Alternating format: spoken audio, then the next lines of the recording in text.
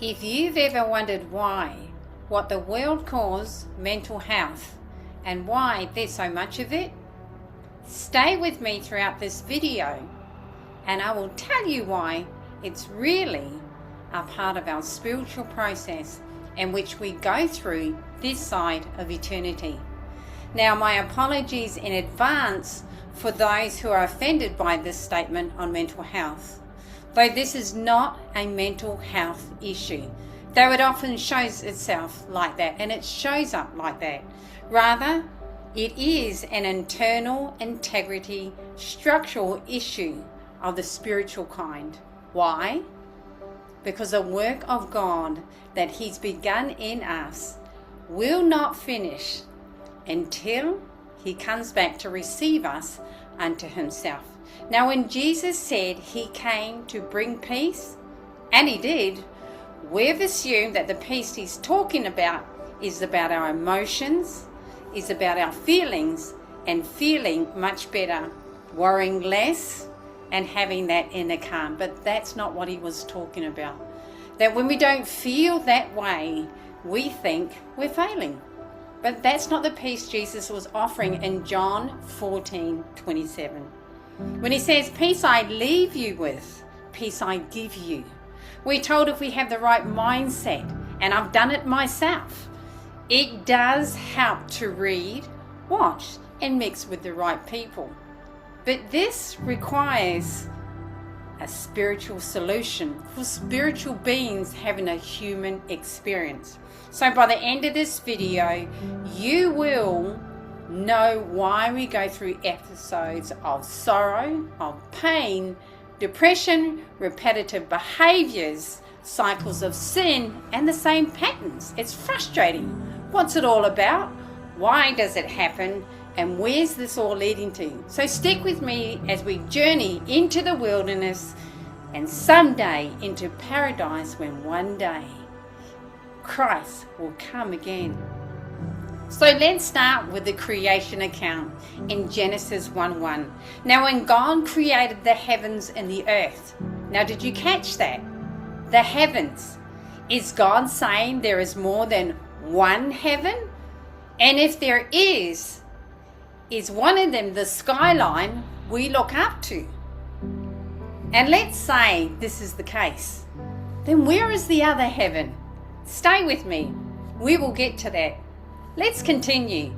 So we know that we are a new creation in Christ. But we have not yet received our glorified bodies. That doesn't happen until our ascension. However, though we are in this mortal flesh, in Isaiah 43:19, we are told, do not remember the former things, nor consider the things of old. Behold, I will do a new thing. Did you catch that? God said, I am continuing to do a new thing. So what does that mean for us? Well, our new thing has not yet arrived. We are still awaiting our eternity, and God is still creating in us. So from the moment that you believed, you became an ongoing creation, caught in the middle of the old and the new timeline, where the old creation hasn't fully yet passed away. We experience that new creation now and not yet. All of us are groaning under the weight of incompletion until eternity. God created, He is still creating, and eternity will complete the work that He has begun in us. Therefore, because we are presently in between worlds, the old world and here on earth, and the new world yet to come, stated in Revelation 21. Then I saw a new heaven and a new earth, for the first heaven today and the first earth also today had passed away. Notice we're still in the here and now, the old. So until the old has passed away, where are we now? We can expect to experience human moral failure, mental instability, sorrow, pain and suffering, because it mirrors this present time with the cosmos. and it's also groaning with us. And as we have not yet ascended into the new heaven and the new earth, we're still here. And as long as we're still here, there will always be a battle between the old and the not yet glorified man. So we live in a perpetual state of decay while awaiting the new man at our ascension. We are in between the old and the new world, and we will be fully completed when Christ, who is the author and finisher of our faith, will make us new. Now let me give you an example. Let's say you plan a family holiday. You know where you're going and where you're leaving from, but there are many decisions and plans in between that have to be made before you arrive at your destination. There'll also be diversions, cost, and maybe even get lost along the way, or even stay longer than you really need to. Now, your walk with Christ is the same here on earth. In between this earth and the new earth yet to come, not all things will go smoothly, just like that holiday trip. But no matter what happens on that trip, you will still reach your destination, and everything that took place on that journey became a sum of all things. This is your confidence that all your earthly and human experiences are here and are part of the walk towards eternity. It's inclusive, and why we may not like the harsh times we go through, it is a part of the process to reach our destination. And it's not here on earth. This is a decaying earth. You're not defective. You're not doing it wrong. You're living in the part of the timeline where the story's still unfinished. Your struggles aren't random, nor are they meaningless.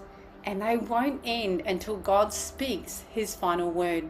That means for us that what the word promises and what you experience, like the same emptiness, the same patterns you struggle with, the same repeated behaviors, some that hold you hostage even. Why do these keep showing up?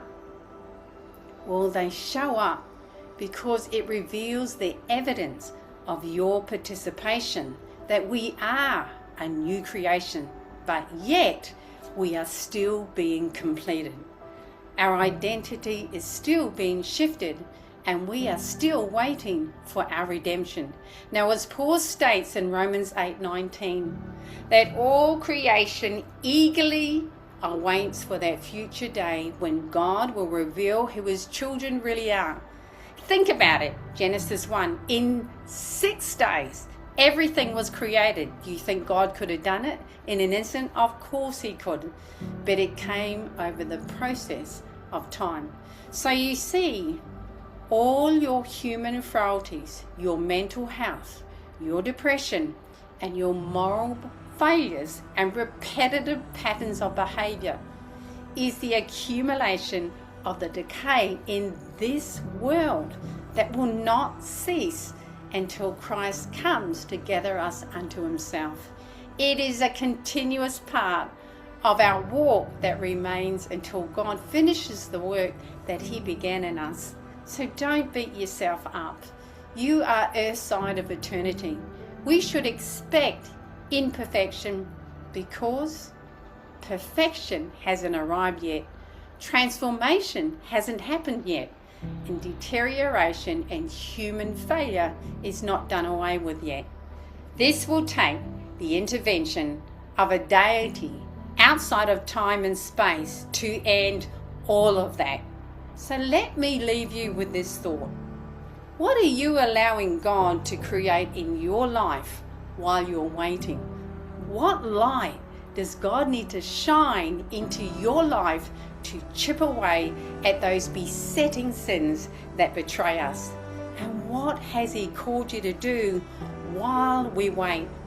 What people, what communities, what calling, and who do we serve while we're waiting for redemption?